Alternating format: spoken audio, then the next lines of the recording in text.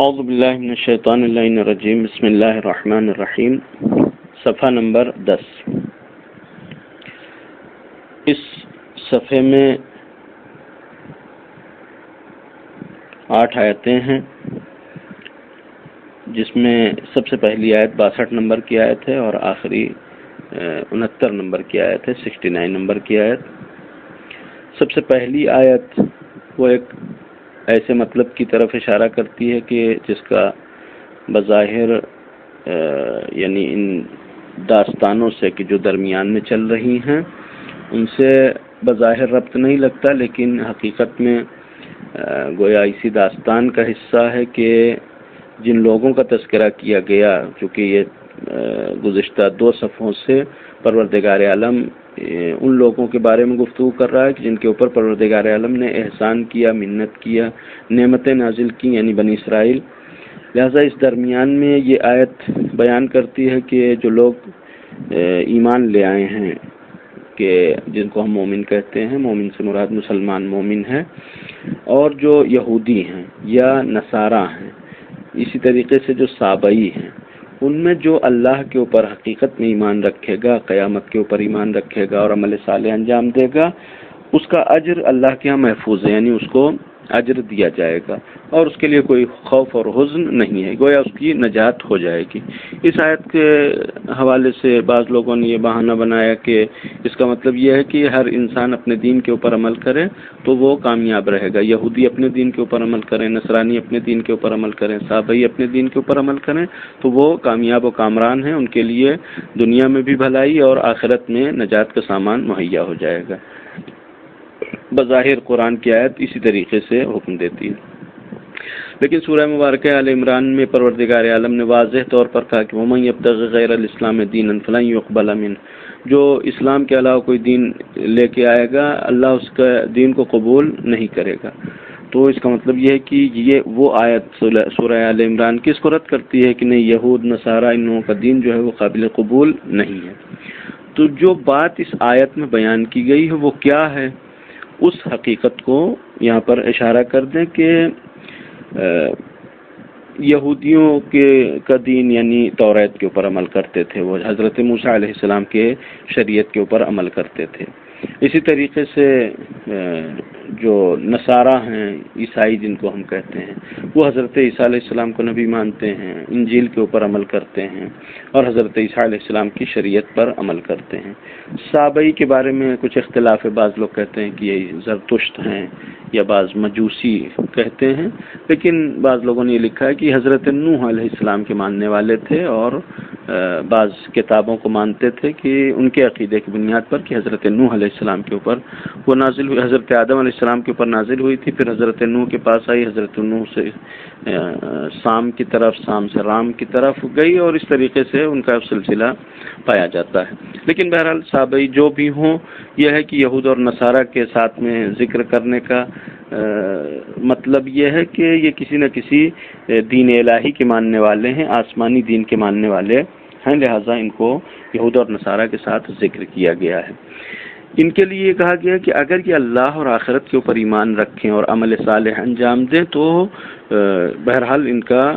عمل قابل قبول ہوگا اور ان کو آخرت میں نجات ملے گی۔ اللہ کے اوپر ایمان رکھنے کا مطلب کیا ہے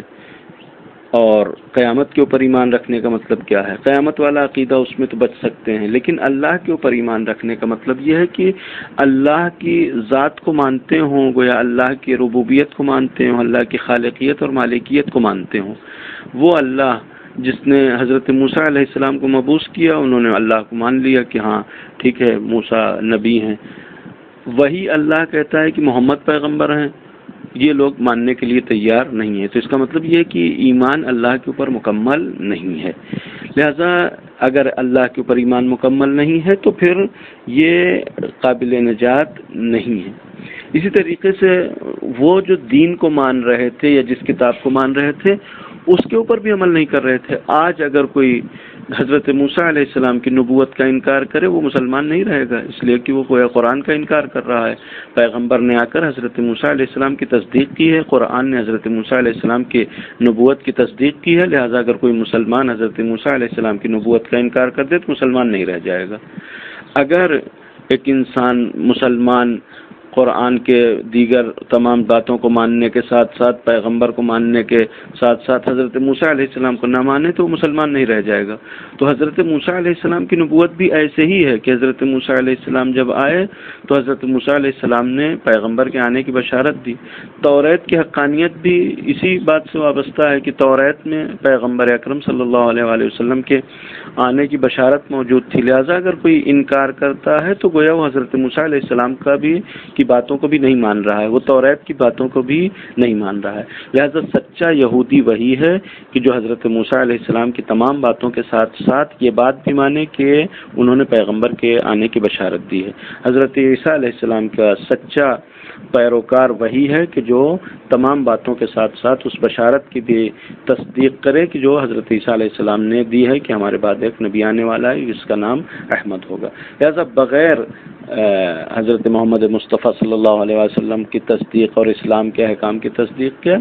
ان کا ایمان مکمل ہونے والا نہیں ہے. اس کے بعد 2 آیتوں میں توریت کے حوالے سے گفتگو کی گئی ہے اور بنی اسرائیل کو خطاب کیا گیا کہ جب توریت نازل ہوئی تو جناب موسیٰ علیہ السلام لے کے آئے، کہا کہ پروردگار عالم کا یہ پیغام تمہارے نام آیا ہے، اس میں احکام ہیں، ان کے اوپر تم کو عمل کرنا ہے. یہ بہرحال انبیاء علیہ السلام کے احکام سے واقف تھے، جانتے تھے کہ ہاں انبیاء علیہ السلام کس طریقے سے احکام لاتے ہیں. بہرحال احکام یعنی دین خدا کی خصوصیت یہ ہے کہ انسان کی خواہشات سے بہرحال گویا میچ نہیں کرتا، خواہشات سے موافقت نہیں رکھتا. لہٰذا انہوں نے دیکھا کہ اگر مان لیں گے تو پھنس جائیں گے، لہٰذا انہوں نے ٹال مٹول ہیلا حوالی کرنا شروع کیا. پروردگار عالم نے حکم دیا فرشتوں کو کہ پہاڑ کا ایک ٹکڑا ان کے اوپر لٹکا دو. فرشتے پہاڑ کا ایک ٹکڑا بستی کے اوپر لا کے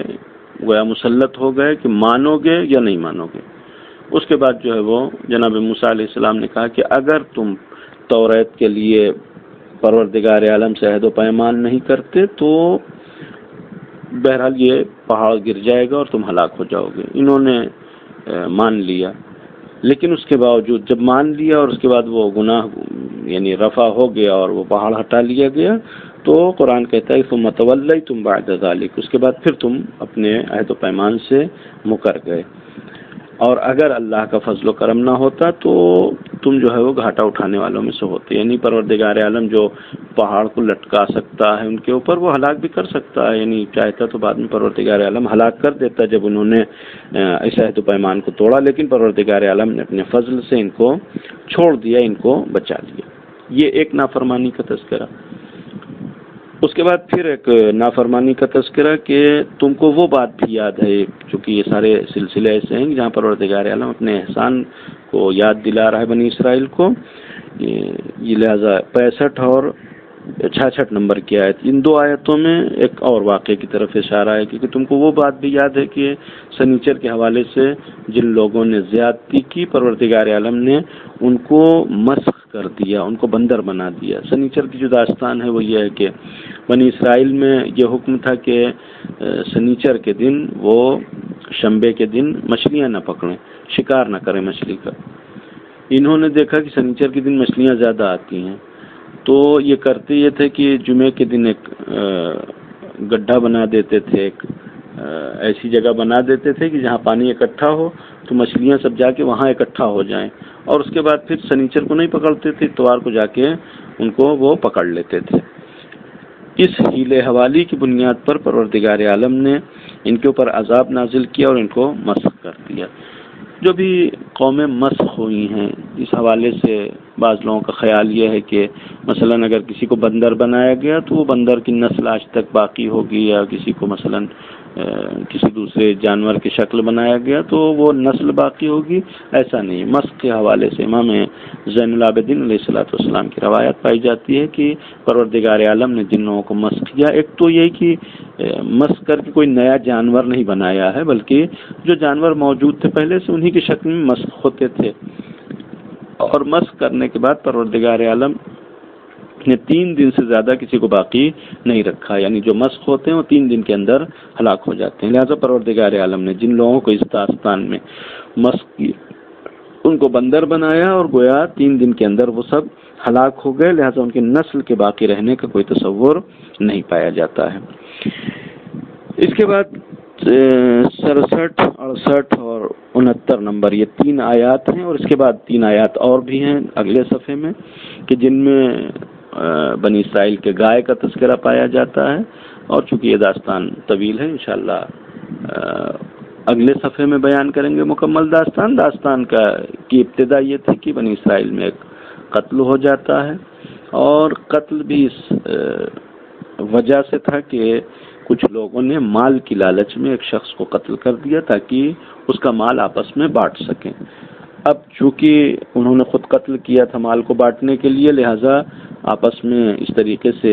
یعنی طے تمام کر لیا تھا کہ کسی کا نام نہ کھلنے پائے، لہذا یہ پتہ لگانا مشکل ہو رہا تھا کہ قاتل کون ہے۔ قاتل کو پتہ لگانے کے لیے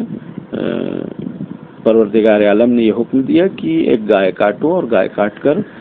اس کا گوشت جو ہے وہ مقتول جو جنازہ ہے اس کے اوپر مارو گے تو وہ خود زندہ ہو کے بتا دے گا کہ قاتل کون ہے۔ گائے کاٹنے کا جب حکم آیا تو بنی اسرائیل نے ہیلا حوالی شروع کر دی کیسی ہونی چاہیے، چونکہ وہ چاہتے نہیں تھے کہ قاتل کا نام روشن ہو، لہذا باقی داستان جو ہے اگلے صفحے میں بیان کریں گے۔ والسلام علیکم ورحمۃ اللہ وبرکاتہ۔